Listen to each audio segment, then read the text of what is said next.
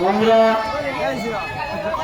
এখনই আমাদের তুলন কাঠের সামনে উপস্থিত হও। ওখানে আমাদের গাছ আশীর্বাদী করা হবে।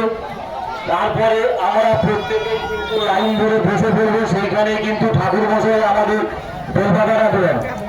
ষোলোনা সন্ন্যাসীদের উদ্দেশ্যে বলছি, তোমরা প্রত্যেকে তুলন কাঠের সামনে উপস্থিত হও। ওখানে আমাদের গাছ আশীর্বাদী হবে।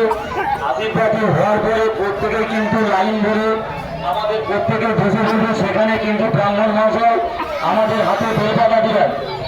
আর আমাদের জলখানা নিমন্ত্রণ আছে, সেটা কিন্তু আধ ঘন্টা পরে আমাদের সেটা শুরু হবে। আর